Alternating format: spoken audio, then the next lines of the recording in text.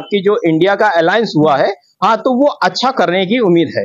BJP को हम लोग देख ही रहे हैं और हमारे हाथ में क्या लगा है, आखिरी में तो महंगा ही लगी है ना। व्यापारियों का बहुत ही दुख झेलना पड़ रहा है कि दीपावली का पर्व चल रहा है और दुकानों में उस तरीके से 5 किलो राशन की लॉलीपॉप, राशन अगर हकीकत में देखा जाए तो कांग्रेस आज भी दे रही है। कांग्रेस ने 1 रुपए राशन में चावल किया था और 2 रुपए किलो गेहूं किया था। गृह मंत्री हमारे चाणक्य जी हैं, गृह मंत्री अमित शाह जी, उन्होंने तो खुलेआम कहा था, अरे हमारे यशस्वी प्रधानमंत्री जी ने कहा था ये तो जुमला है, वोटे ले लो बाद में देखा जाएगा। हमको राम मंदिर मिला है, हम राम मंदिर में घंटा बजाएंगे। उस घंटा बजाने में अकेले एक ही जाति को न रखे, सबको थोड़ा थोड़ा घंटा पकड़ने की जगह दे, इंची इंची हर जात के वर्ग के मोदी जी को लाना है और गरीबों को हटाना है।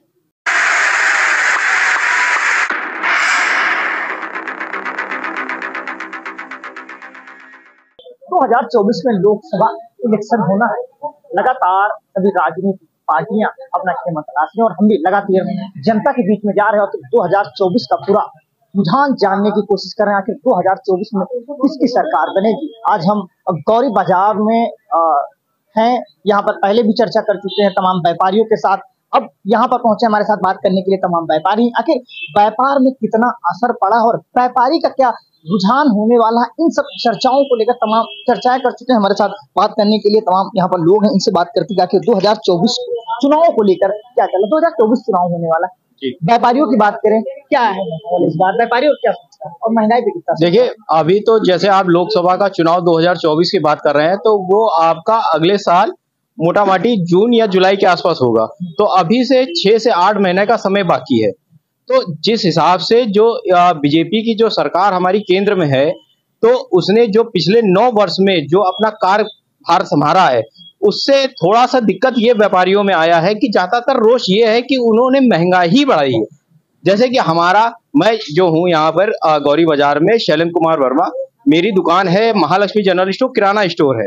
तो इसमें जो भी खाद के जितने भी सामान है, उसमें आप कमतर आप हर महीना कुछ ना कुछ आप एमआरपी पे बढ़ोतरी या फिर उनके जो मूल आपके जो उनका भाव है उसमें हमेशा बढ़ोतरी ही पाएंगे। जैसे कि इस समय का जो है, पिछले हफ्ते से इस हफ्ते, जैसे कि गेहूं हो गया, आटा हो गया और चीनी हो गया, उसमें कम से कम 20 से 25% की बढ़ोतरी हुई है। जैसे कि जो आटा जो पिछले अभी हफ्ते बिक रहा था, तो वो आपका 24 से लेकर आपका 25 रुपए बिक रहा था। अब उसके हालात ये हैं कि वो 2930 या 32 से नीचे है ही नहीं। तो कहने का मतलब है कि इसमें सरकार को थोड़ा सा अंकुश लगाना चाहिए कि जो गरीब है और जो क्षेत्र की जनता है, जो देश के लोग हैं, तो वो कमाने का उनका संसाधन जो है वो सीमित है। अब जैसे मान लीजिए कोई व्यक्ति है, वो महीने का सिर्फ 15 से 18 हजार रुपए ही कमा रहा है, मगर आप हर हफ्ता हर महीना अगर उसके खाद जो घरेलू आपके सामान है, खाने पीने वाले, जो परिवार का पालन पोषण करेगा, तो वो उसकी जो सीमा है तो वो घटती ही चली जा रही है, ना वो सेव कर पा रहा। और अगर इसमें मान लीजिए वो खाद पूर्ति ही अपने घर के लिए नहीं पूरी कर पा रहा है, और इसमें अगर कहीं जाकर उसके परिवार का कोई सदस्य बीमार हो जाता है, और आपको तो पता ही है इस समय जो आपने जो हेल्थ सेक्टर में जो इतनी महंगाई है, अगर कोई भी डॉक्टर वगैरह है, कम से कम 500 से 800 रुपए फीस लेता है एक बार विजिट की। तो ये समझ लीजिए कि आपका जो आम नागरिक है, आम व्यक्ति है, आम ग्राहक है, इसमें उसकी कमर तो चरमरा गई है।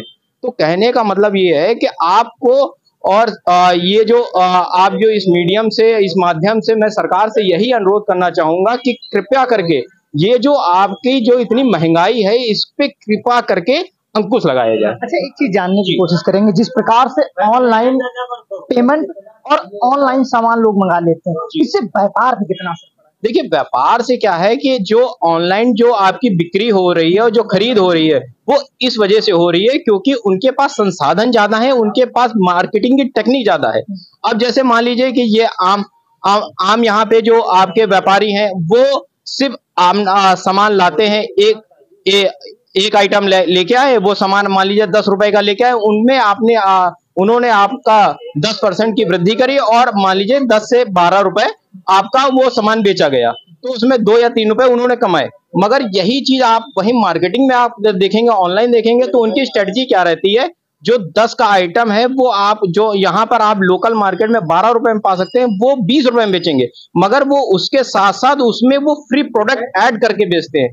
जैसे कि मान लीजिए आपने अब बैग आपको खरीदना है तो 100 रुपए का आपको यहाँ मार्केट में मिल जाता है, तो वही चीज आप अगर ऑनलाइन खरीदेंगे तो 100 रुपए का तो वहां पे भी मिलेगा, मगर वहां पर आपको क्या है, जैसे कि बैग के साथ उन्होंने आपकी जो बॉटल होती है पानी पीने वाली वो भी उसके साथ फ्री उसमें एक मार्केट कर दिया कि बैग आप खरीदोगे 200 रुपए का बैग आप अगर खरीद रहे हो तो आपको 100 रुपए की ये बॉटल फ्री मिल रही है। तो यहाँ पे सोचिए, जो बॉटल आपको जो मार्केट में 50 रुपए की मिल जाती है और बैग आपको 100 रुपए मिल जाता है, टोटल खर्चा आपका 150 रुपए का आता है। और वही चीज आपने इंटरनेट पे जो ऑनलाइन जो आपने परचेज करी तो वो आपको 200 रुपए का पड़ा। 50 रुपए का कहीं ना कहीं घाटा है, मगर जो आम नागरिक है उसको बेवकूफ कैसे बनाया जा रहा है, उसको मार्केटिंग टेक्निक के द्वारा ऑनलाइन की तरफ पुश करा जा रहा है। यहां तो सरकार को अंकुश लगाने की जरूरत है कि बरगलाने की बिल्कुल जरूरत नहीं है। जो आप जितने में बेच रहे हो आप स्पष्ट तरीके से बताओ, तभी तो ग्राहक जो है वो ऑनलाइन और आपके लोकल मार्केट में कंपेयर करेगा। अब जैसे मान लीजिए 29 रुपए का आटा हमारे पास है, ऑनलाइन अगर आप मान लो कि अब 32 रुपए का है, तो भाई कैसे वो 32 रुपए का बेच रहे हैं?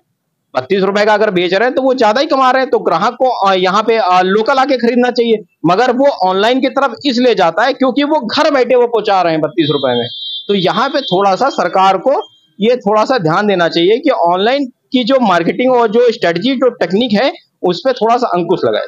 अच्छा, हम 24 इलेक्शन पर चर्चा कर लेते हैं। अगर उत्तर प्रदेश की बात करें तो गठबंधन तो है ही, अखिलेश यादव का क्या है? नहीं, गठबंधन किसका किसके साथ है? देखिए, सभी राजनीतिक पार्टियां जो छोटे दल थे बीजेपी से विजय पाने के लिए किस तरह से 24 में अपना वो हिमाचल लगातार ये कर रहे हैं। तो अखिलेश यादव की हम बात करें, क्या माहौल होने वाला, क्या वर्चस्व होने वाला और पब्लिक अखिलेश यादव को? देखिए, पिछली बार भी जो आपका विधानसभा का चुनाव हुआ था तो उसमें एक प्रकार से आपकी अखिलेश जी की और समाजवादी पार्टी की अच्छी खासी लहर थी, मगर इसमें ये थोड़ा सा हुआ कि उनके जो जितने भी आपके भरोसेमंद जो साथी रहे हैं, जो आपके जो सीट जिता सकते तो उन्होंने अखिलेश जी को और समाजवादी पार्टी को धोखा दिया। उन्होंने आपकी सीट की लालच में उन्होंने अपना पर्सनल कोई एजेंडा रहा होगा तो उसमें से उन्होंने बीजेपी का आखिरी में दामन थाम लिया, जिसकी वजह से अखिलेश और समाजवादी पार्टी जो रही है वो पिछली बार कमजोर रही है, मगर फिर भी उसने 2019 में जो आपका विधानसभा का चुनाव हुआ तो उसमें काफी अच्छे से उन्होंने कामयाबी हासिल करी थी। और पिछली बार से इस बार की सीटें जो अगर विधानसभा जो चुनाव होगा तो उसमें अच्छी खासी उनको सीटें मिलेंगी। मगर जैसे कि आप बात कर रहे हैं लोकसभा चुनाव की 2024 में, तो लोकसभा चुनाव में तो समाजवादी पार्टी और जो हमारी ये जो आपकी जो इंडिया का अलायंस हुआ है, हाँ, तो वो अच्छा करने की उम्मीद है। अच्छा, व्यापारी क्या सोच रहा है, बदलाव हो या फिर रिपीट? देखिए, बदलाव का क्या है कि 10 साल तो आप बीजेपी को हम लोग देख ही रहे और हमारे हाथ में क्या लगा है, आखिरी में तो महंगाई लगी है ना। जो इतने वादे किए गए तो वो उस वादों पे खरा तो कहाँ उतर रहे हैं, तो वो खरा तो उतरे। जैसे किसानों का मुद्दा है, किसानों को बिजली मुफ्त करानी थी, उनका बिल पूरा माफ होना था, तो आप जब विधानसभा का चुनाव आप जीत चुके हैं तो उनको बिजली का बिल क्यों नहीं माफ हुआ? आज भी किसान जो है इतना त्रस्त हो चुका है कि बिजली विभाग के वो दिनों सालों से चक्कर लगा रहा है, मगर कोई सुनवाई नहीं। तो कहने का मतलब है कि अगर बीजेपी को अपना गढ़ मजबूत करना है तो अपने वादे और अपनी कही बातों को पूरी तरीके से 100% खरा वो जनता के सामने उतरे, तभी वो बीजेपी कहेगी तो फिर उसका कुछ परिणाम निकलेगा। नहीं तो फिर आपका जो विपक्षी पार्टियां हैं तो वो उनका पलड़ा इस समय ज्यादा मजबूत है। अच्छा, हम सांसद की भी बात कर लेते हैं यहाँ की। 14 में सांसद थे, मौजूदा सरकार में मंत्री हैं, कितना यहाँ पर बदलाव हुआ? नहीं, सांसद जी की देखिए मौजूदा देखिए उनके लिए एरिया काफी बड़ा रहता है, तो वो ज्यादातर सरोजिनी नगर वगैरह में तो कहाँ दिखाई पड़ते हैं। और जो आम यहाँ पर जैसे कि मुद्दे वगैरह रहते हैं, साफ सफाई की हो गई, आपका कोई अगर दिक्कत आ गई तो वो वहां पे खड़े ही नहीं दिखते हैं।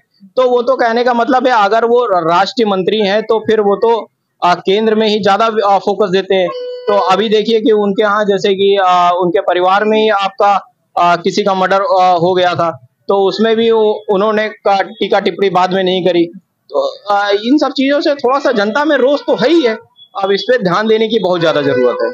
क्या बदलाव के लिए नहीं, जैसे कि आप अगर कह रहे हैं तो बदलाव तो निश्चित तौर पे। मैं बदलाव को क्यों कहूंगा, पब्लिक कह रही है, व्यापारी भी कह रहे हैं। नहीं, आप जैसे पूछ रहे हैं तो मैं व्यापारी के नाते देखिए, मैं आपका सुबह 10 बजे से हमारी प्रतिष्ठान खुल जाता है और शाम को 9:30 10 बजे तक खुला रहता है। तो इसमें कहने का मतलब है मोटा माटी हम 11 से 12 घंटे आपके जनता के बीच में ही रहते हैं। तो वो हम जनता का दिक्कत समझते हैं, जनता की रोज समझते हैं। तो हमको समझ में आता है कि भाई ये जो सरकार है आपकी, जो प्रदेश में है, जो केंद्र में है, तो कहीं ना कहीं उसमें काम करने की रुचि नहीं रह गई है। तो जब जिस व्यक्ति में रुचि ना रह जाए, जिस सरकार में रुचि काम करने की ना रह जाए, तो समझ लीजिए कि वो समय बदलाव ही का है।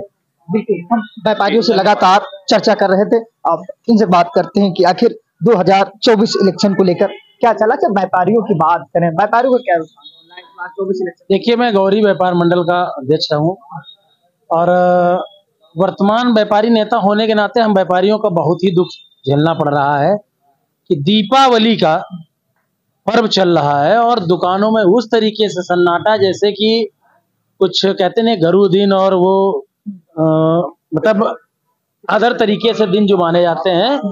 नवरात्रि बीत गई है, फिर भी दुकानदारों के चेहरे पर किसी भी प्रकार की रौनक नहीं। साथ ही साथ ये है कि हमारी गौरी में इस तरीके का जो काम चला रहे पीएनसी वालों ने, ये लोग जब अपना कार्य करने आए तो हम लोगों के बीच बैठक हुई थाने पर और इनका मैन्युफैक्चरिंग जो भी इनका डायग्राम था वो हम लोगों ने समझा और उनसे डिस्कस हुई। उसके बावजूद भी इन लोगों ने उस डायग्राम से ना काम कर रहे हैं, ना ही उस तरीके जो नियमता कानून से बात की थी उस तरीके से व्यापार को चौपट कर रखा है कि अब हम क्या बताएं। व्यापारी परेशान है, दुकानदार जो किराए पर है वो 2-2 3-3 महीने का किराया नहीं दे पा रहे हैं, बिजली कनेक्शन उनके कट रहे हैं और दुकानदार घर मालिक से आपस में लड़ाई हो रही। कई बार फैसला कर चुका हूं, किसी ने दुकान खाली करा दी तो किसी का किराया मिस हो गया, किसी का क्या हो गया। इतनी परेशानियां हैं कि हम कह नहीं सकते हैं। वर्तमान सरकार बिल्कुल ध्यान ही नहीं दे रही। कह रही व्यापारियों को लोन दे रहे हैं, कैसा लोन दे रही? आप लोन लेने जाइए, देखिए बैंक में क्या मैनेजर साहब क्या बोलते हैं, कहाँ से आयो, कैसे है, कुछ है, इतना दुदकारते हैं कि पूछिए मत। और उसके बाद नगर निगम जब मर्जी होता है, जिस समय मर्जी होता आया और ठेला उठाया चल दिया, जैसे कि खाला जी का घर। हम तो कह रहे हैं एक बार बीजेपी सरकार फिर से आए, बीजेपी सरकार आया और जैसे उन्होंने एक नारा दिया था गरीबी हटाए। अरे भैया गरीबी मत हटाओ, गरीबों की ही हटा लो। हम तो यही मना रहे हैं। अब क्या करें, कैसे रोएं, अपना कलेजा किस तरह दिखाएं?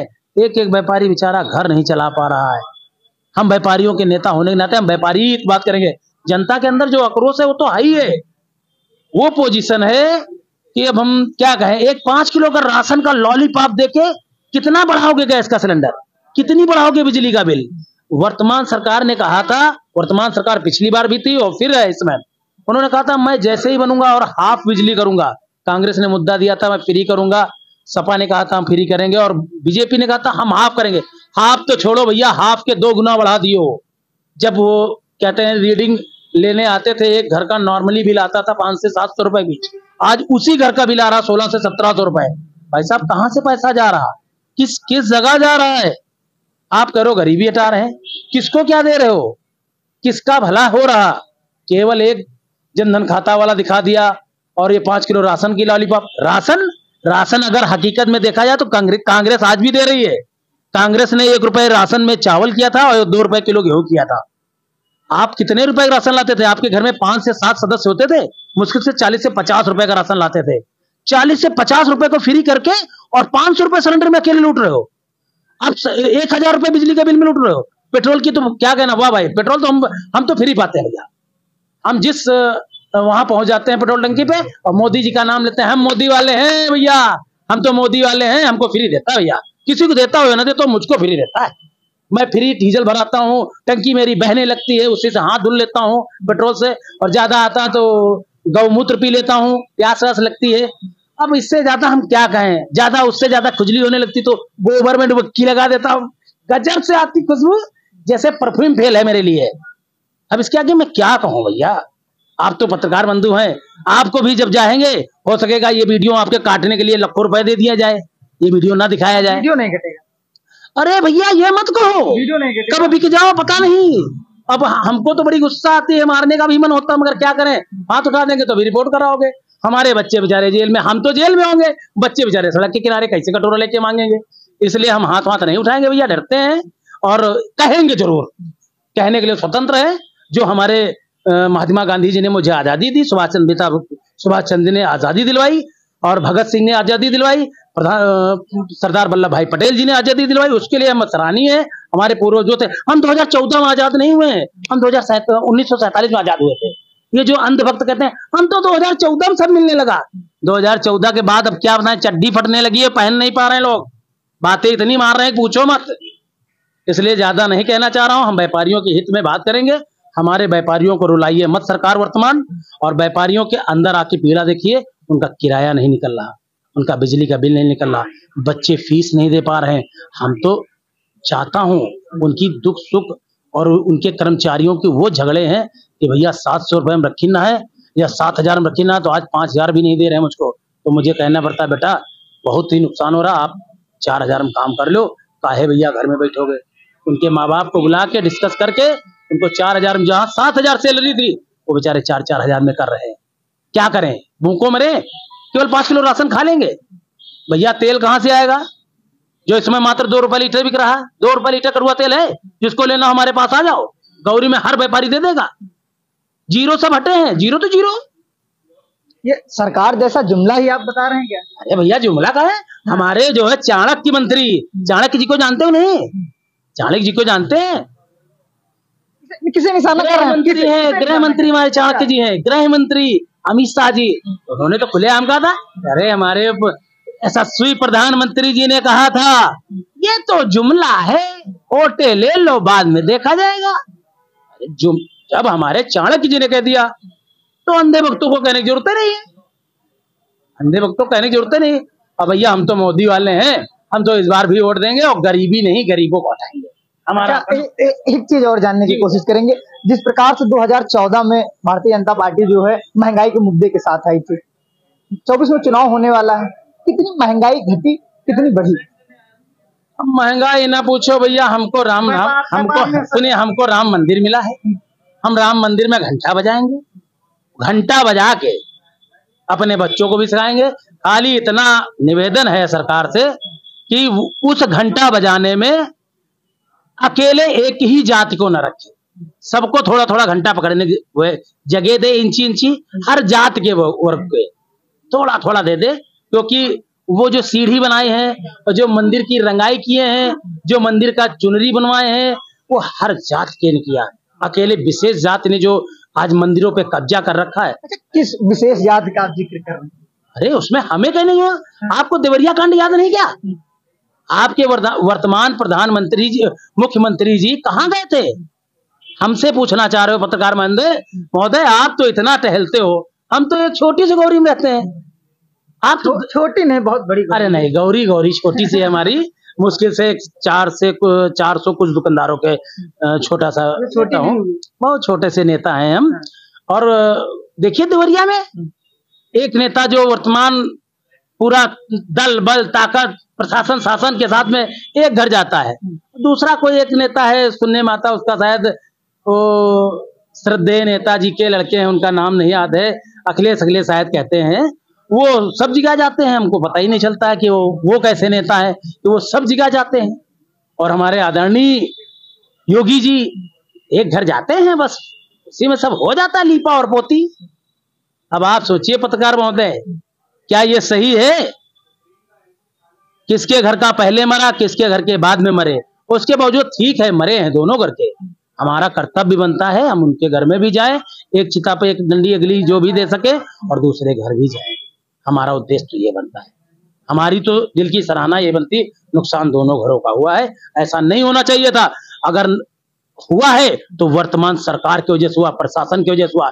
अगर प्रशासन और अधिकारी समय से काम कर दिए होते, हर स्टेप कर दिए होते, उसकी जमीन खसरा खतौनी XYZ जिस चर्चा की चर्चा थी, अगर समय से कर दिया होता तो आज ये नौबत नहीं आती, आज ये नौबत नहीं आती। हमारी अपनी 40 साल की उम्र में हमने अपने कहते हैं 40 किलोमीटर की रेंज में, 400 की तो नहीं बात कर सकते हम, 40 किलोमीटर की बात करें, कभी रात में हमने ऐसी लाश जलती नहीं देखी होगी जो हाथ रस वाला हाथ अभी भी दिल में दहल जाता है।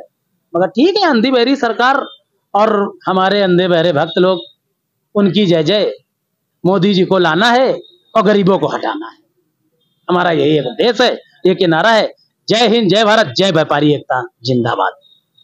अच्छा, एक चीज और जानने की कोशिश करेंगे, जिस प्रकार से ऑनलाइन सामान आता है, ऑनलाइन पेमेंट होता है, इससे व्यापारियों में कितना असर पड़ रहा है? देखिए, हमने आपसे तो अभी जय हिंद जय भारत बोल दिया है, मगर आपने ऐसे मुद्दे रख दिए, फिर वही हमें दुख के साथ कहना पड़ रहा है। भाई साहब, छोटे दुकानदार का खाता खोल के देखिए, बैंक में जो ऑनलाइन पैसा जाता है, कहते हैं ये भारत वाले हैं और ये उसको क्या बोलते हैं, फोन पे वाले हैं, पेटीएम वाले हैं। ये लोग बताते जीरो बैलेंस, आप 299 रुपए का ले लीजिए प्लान और आपका पैसा नहीं कटेगा। और ये नहीं बताते हैं 300 ट्रांजेक्शन होने के बाद पैसा नहीं कटेगा। अब बताइए, एक छोटा अंडे वाला, एक छोटा फल वाला, एक सब्जी वाला 300 ट्रांजेक्शन कहाँ डेली करा पाएगा, या महीने करा पाएगा? उसका 76 रुपए 70 रुपए, कितने भी ऑप्शन मेरे सामने आ चुके हैं। हमें उनसे कहना पड़ा, बेटा ऑनलाइन के चक्कर में ना पड़ो, नहीं तुम भी ऑनलाइन ही चले जाओगे, ऑनलाइन चंदा लोगे, ऑनलाइन ही चले जाओगे, पता नहीं चलेगा। अपनी सब्जी बेच रहे हो, कोशिश करो नगद बेचो। ऑनलाइन में पैसा नहीं आता, झगड़ा के लिए ऊपर तैयार है। जो फ्रॉड वाले हैं, बढ़िया ट्यूटा किए, दिखा दिए, देखो भैया राजेश जी तुम्हारा पहुंच गया। अब राजेश जी आलू तो ले कि उसको चेक करें। अब आप बताओ, ऑनलाइन की तो बात ही मत करो भैया, ये देश को लूट रहे हैं, देश को लूट रहे हैं उस तरीके से कि व्यापारी परेशान है, बड़ा बड़ा। फिर वही चाणक्य वाली याद आ जाएगी, चाणक्य जी के सपुत्र जी और उनके बड़े बड़े सपुत्र जो हैं, बैठे ऑनलाइन चला रहे हैं और यहाँ गरीबों को नींबू जैसा निचोड़ रहे हैं। कौन सी भी आई, कब आई, अभी नहीं आई, और दबाओ। उस तरह दबाया जा रहा कि हम क्या कहें भैया, ज्यादा मत हंसाओ, ज्यादा मत रुलाओ, नहीं दुखित हो जाएंगे। अच्छा, एक चीज और आपसे आखिरी पूछ लेते हैं। अच्छा, आपके दौरी से नजदीक अमौसी एयरपोर्ट है, प्राइवेट कर दिया गया। अच्छा, आप लोग किस तरह से देखें? देखिए, एयरपोर्ट तो हम लगता है नहीं जा पाएंगे, बाल भी हमारे घिस जाएंगे। हमने सोचा था मोदी जी आएंगे तो हवाई चप्पल वाले हवाई जहाज में उड़ जाएंगे, तो हम तो हवाई चप्पल में रह गए भैया। हमारी जो तनख्वाह थी 12 से 14 हजार रुपए, आप तो बता रहे हैं व्यापारी, अरे मतलब तनख्वाह मतलब 12 से 14 हजार रुपए जनरल स्टोर में कमा लेते थे, आज 1200 नहीं कमा पा रहे हैं। तो हवाई चप्पल के अब टैरुआ चप्पल ढूंढ रहे हैं, मगर मिल नहीं रहे हैं। मजबूरन एक टाइम खाना खा रहे हैं और चप्पल पहन रहे हैं। हवाई जहाज के सपने मत दिखाओ भैया, पत्रकार बंधु, निवेदन है। एक बात आखिरी सवाल कर लेते हैं, 24 में क्या बदलाव चाहते हैं या फिर रिपीट करना? अब भैया हम ते न कहवा इस बात, या बात बहुत कह चुके हैं। हमरे दिल ते भड़ास कहा निकली है, समझ लो। मोदी को लाना है और गरीबों को भगाना है। अभी क्या अगर देखा जाए जिस प्रकार से व्यापारी लगातार हमारे साथ चर्चा कर रहे थे, किस तरह से नाराजगी है, ये भी साफ तौर पर देखी जा सकती है। कुछ लोग हमारे साथ बात करने के लिए, तो 24 चुनाव को लेकर व्यापारी क्या सोचते हैं? सबसे पहले आप सभी लोगों का धन्यवाद कि आप लोगों ने हमारे गौरी में आके इतना वो समय निकाला कि व्यापारियों की बात जानना चाहते हैं।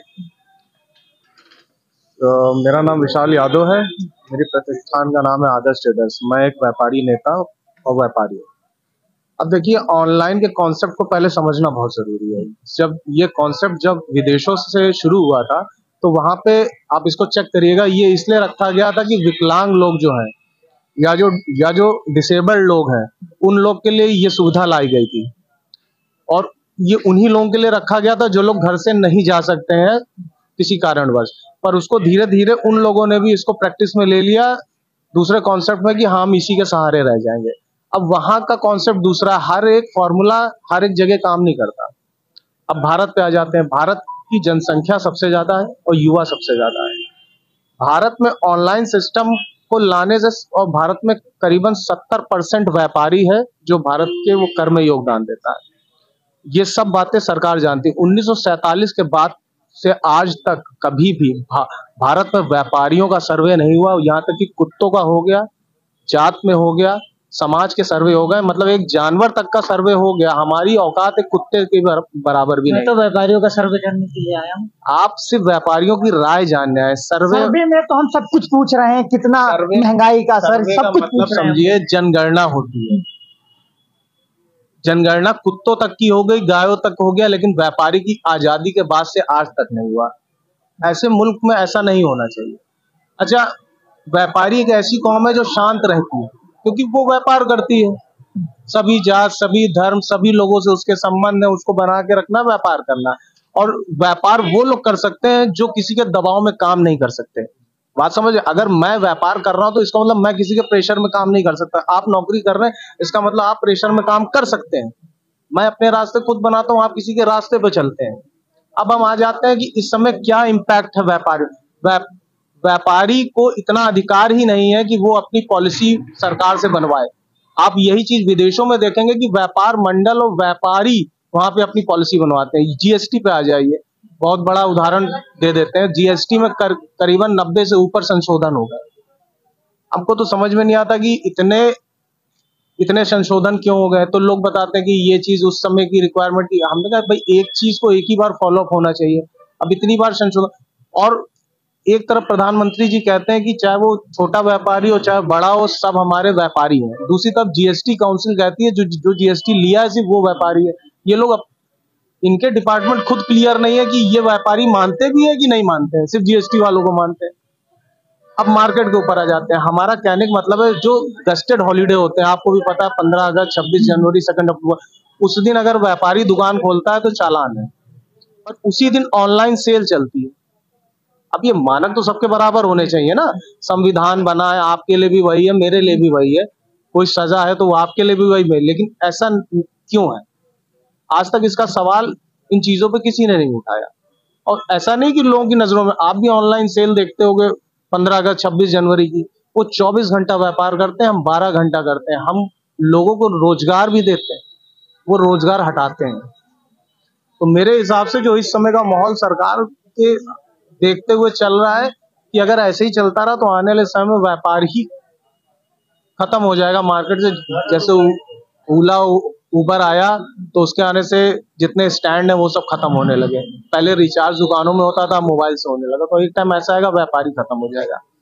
और ये सरकार को ये सब चीजें बहुत ध्यान पूर्वक इस पे ध्यान देना चाहिए, क्योंकि 70% अगर व्यापारी आपके मुल्क में है तो आपको कम से कम 70% के लिए तो सुनना चाहिए, उसकी पॉलिसी को ध्यान में रखना चाहिए। पर ऐसा नहीं होता भाई। 6% लोग नौकरी कर रहे हैं बस, बाकी तो आधे ज्यादा लोग व्यापारी कर रहे हैं ना। अब आगे का सवाल बताइए। अच्छा, महंगाई के मुद्दे पर 2014 में सरकार आई थी, कितना परिवर्तन हुआ तब से लेकर अब तक, और व्यापार में तब से लेकर अब तक कितना? देखिए 2014 से लेंगे अगर अभी तक जानेंगे तो इंटरनेशनली ग्लोबल देखेंगे तो देश उन्नति पे दिख रहा है। लेकिन आप अगर अपने घर को देखेंगे, हमको ये नहीं समझ में आता है कि जब जनता नहीं बचेगी तो सत्ता का क्या काम। सीधा सा ये एग्जाम्पल है भाई, देश हमारा तीसरे नंबर पे जाए, चौथे, पांचवे पे जाए, लेकिन जब हम ही नहीं बचेंगे तो हम उसका क्या करेंगे बैठ के? कम से कम आने वाली पीढ़ियों के लिए तो कुछ तो रहना चाहिए। ये सब तो चीजें सोचनी चाहिए। तो उस हिसाब से मैं तो ये समझता हूँ कि बीजेपी सरकार से हमारी कोई लड़ाई नहीं। बीजेपी सरकार अपना काम करे, लेकिन इन चीजों पे जरूर ध्यान दे, व्यापारी पे जरूर फोकस करे। सिर्फ चुनाव के समय ही फोकस नहीं हो। आखिर भाई वो भी आप उनके भी प्रधानमंत्री हो, आप उनके भी मुख्यमंत्री हो, तो ये सब चीजों पे ध्यान होना चाहिए। अच्छा, उत्तर प्रदेश में जिस प्रकार से महागठबंधन तो है ही, अखिलेश यादव की तरफ से अखिलेश यादव जी को हमने देखा जब वो यूपी के सीएम रहे, उन्होंने काफी काम किए थे, और उनके काम को देखते हुए मुझे तो लगता है कि अगर वो आएंगे तो हो सकता हो कि हम लोग के बारे में सोचें और विकास और अच्छे से होगा। व्यापार की हम बात कर लेते हैं, आगामी त्योहार भी है, त्योहार का सन्नाटा तो मार्केट में दिख रहा है। आप कैसे देख रहे हो, जो दुकानदार भी खरीदने के लिए सामान आते होंगे, उनकी चर्चाएं होती होंगी, वो क्या कह रहे हैं? देखिए अब एक बात समझिए, कभी भी इकोनॉमिक्स का एक फंडा है, जब पैसा होता है पावर तो सेल होती है। जब जनता के पास पैसा नहीं है, जनता की नेसेसिटीज बढ़ गई, इन्होंने आम नागरिक को इतना डिपेंडेंट कर दिया है। अब आज की डेट में मोबाइल चलाना है तो चलाना है, दूध मंगाना है तो मंगाना है। पहले क्या था कि एक्सपेंस कम हो सकते थे, आज नहीं हो सकते। तो जब हमारे पास करेंसी नहीं है, अब ये ऑनलाइन सिस्टम आप समझ लो, ऑनलाइन सिस्टम एक सुविधा जरूर है, पर उसमें भी कर लगता है। इसको बहुत गंभीरता से समझना पड़ेगा। जब हमारे पास कैश फ्लो नहीं है मार्केट में, तो परचेज पावर कम होगा, डिमांड कम होगी। अब इनका जो डिमांड जो ये दिखाते हैं कि हाँ ये इतना सेल बढ़ गया, वो सिर्फ ये दिखाते हैं कि इतनी पेमेंट आई, उस पेमेंट में इनकम कितनी जनरेट हुई ये पूछने वाला है। भाई पहले हम 15,000 बचा रहे थे, आज अगर 5,000 बचा रहे हैं तो हम नीचे जा रहे हैं ना। गवर्नमेंट का रेवेन्यू बढ़ रहा है लेकिन हमारा रेवेन्यू घट रहा है। उस चीज पे फोकस करना चाहिए। मैं तो एक व्यापारी नेता होने के नाते मैं इन सब चीजों को गंभीरता से लेता हूँ, और मैं ये जानता हूँ कि इन सब चीजों को गंभीरता से लेना चाहिए। नहीं तो आने वाले, भाई हम कॉमर्शियल रेंट दे रहे हैं, हम कॉमर्शियल इलेक्ट्रिसिटी चार्ज पे कर रहे हैं, हम सारी चीजें देख रहे हैं, पर ये सब चीजें जब एक ऑफिस में बैठ के ऑनलाइन सेगमेंट चलाता है, हमारी ये मांग है आपके माध्यम से कि अगर हमारा 18% जीएसटी है तो ऑनलाइन वालों का कम से कम हमसे दुगना होना चाहिए, क्योंकि वो 24 घंटा व्यापार करते हैं। और भाई देखो, त्योहार भारत का है, ये विदेशी कंपनियां हैं, इनका कोई दिवाली होली नहीं होता, बात समझिए। हमारा त्योहार है, हमारे लोग हैं, तो कम से कम भारत सरकार को अपने लोग, अपने व्यापारी को सुविधा देनी चाहिए, ना कि एक अंतरराष्ट्रीय कंपनी को देनी चाहिए। इस बात को कम से कम वहां तक पहुंचाइए, और व्यापारी का वो कम से कम जनगणना करवा लीजिए। कुत्तों के बराबर तो हमारी औकात होनी चाहिए भारत में, इतना हम आपके माध्यम से कहना चाहते हैं। अच्छा, व्यापारी क्या सोच रहा है 24 में? बदलाव चाहता है या फिर रिपीट करना? अब इस समय का जो माहौल है वो टोटली इन्होंने इतना मोटिवेट कर दिया इसको धर्म पे लेके। अब देख ही रहे हैं, धर्म के नाम पे बहुत कुछ होता है। धर्म पे मोटिवेट किया है, लेकिन सबसे बड़ा बेसिक मुद्दा ये है कि आपके पास पैसा होना चाहिए, आप अपना जीवन यापन कायदे से करें। और जो व्यापारी भी इस चीज को समझ रहा है, मुझे लगता है कि वो भी बीजेपी के सपोर्ट पे तो बिल्कुल नहीं जाएगा, और उसके अदर विकल्पों पे जा सकता है। चुनाव का धर्म और जाति पर हो रहा है या फिर हिंदू मुस्लिम? अब आपको इसके लिए संविधान समझना पड़ेगा। संविधान जो है, हमारा जो देश है डेमोक्रेसी पे बिलीव करता है, और हम बहुत सारी सल्तनतों को जोड़ के भारत बना था, ठीक है। जैसे यूनाइटेड स्टेट्स ऑफ अमेरिका है, वैसे ही भारत भी बहुत सारे सल्तनतों को जोड़ के मिला था, बहुत सारे धर्म, जात और सब लोगों को। तो हमारे यहाँ धर्म को मुद्दा नहीं माना जाता था, लेकिन पहली बार ऐसा हुआ 2024 से कि धर्म हमारा पॉलिटिकल मुद्दा है। मतलब इससे पहले या तो हम थे नहीं, या इसके बाद हम खत्म हो जाएंगे। जो पढ़े लिखे और जो समझदार व्यक्ति हैं वो इन सब चीजों से दूर है, क्योंकि वो जानते हैं कि अगर हमारा धर्म 1000 लाखों साल पुराना है, तब नहीं खत्म हुआ तो अब कैसे खत्म हो जाएगा। तो इसका तो जवाब खुद ही हम लोग दे सकते हैं। देखा जाए जिस प्रकार से व्यापारियों में खासा नाराजगी देखने को मिल रही है, हमारे साथ बात करने के लिए कुछ लोग और इनसे बात करते हैं कि आखिर 24 चुनाव को लेकर क्या चल रहा है। अच्छा दादा जी, एक सवाल आपसे पूछेंगे। अच्छा, आपने तमाम सरकारें देखी होंगी, कांग्रेस की सरकार देखी होगी 2014 से पहले, मौजूदा सरकार भाजपा की है, तब से लेकर अब तक बिजनेस में कितना असर देखने को मिला है? बिजनेस हमेशा निरंतर डाउन होता चला जा रहा है। हालत बहुत खराब है बिजनेसमैन की इस समय। ऐसा पहले नहीं था, पहले अच्छे खासे बिजनेस चलते थे, काम होता था, अब नहीं। महंगाई का कितना असर देखने को मिल रहा है, जिस प्रकार से बढ़ती महंगाई है? पहले से काफी महंगाई भी हर आइटम में है। बिजनेस में भी असर पड़ा है? उसका बहुत फर्क पड़ा बिजनेस में। व्यापारी क्या सोच रहा है 24 इलेक्शन? व्यापारी सोच रहा है, लेकिन व्यापारी अब यूनाइट हो जाए तब है। वैसे उम्मीद है कि गवर्नमेंट भाजपा की नहीं आएगी।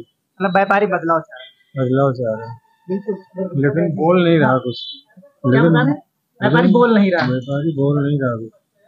बिल्कुल, हमारे साथ तमाम व्यापारी थे, हम काफी देर से इनसे चर्चा कर रहे थे कि 2024 का क्या रुझान होने वाला है। लेकिन जिस प्रकार से इस मार्केट में पहुंचे व्यापारियों में किस तरह से रोष दिख रहा है, ये भी साफ तौर पर देखा जा सकता है। मिलते कहीं अगले मुद्दे, अगले कार्यक्रम के साथ, तब तक दीजिए हमें इजाजत। राम राम, आदाब, सत श्री अकाल, जय हिंद, जोहार। मेरा नाम है अमित कुमार। हम दिखाएंगे 2024 इलेक्शन के असल मुद्दे। जवानों का रोजगार देश का सबसे बड़ा मुद्दा कब बनेगा? क्या बढ़ती महंगाई 2024 इलेक्शन पर डालेगी असर? क्या 2024 इलेक्शन धर्म और जाति पर होगा? इलेक्शन मंदिर और मस्जिद पर कब तक? हम दिखाएंगे 2024 इलेक्शन से जुड़े हर छोटे बड़े मुद्दे। देखिए सिर्फ इंडिया वॉइस 18 पर।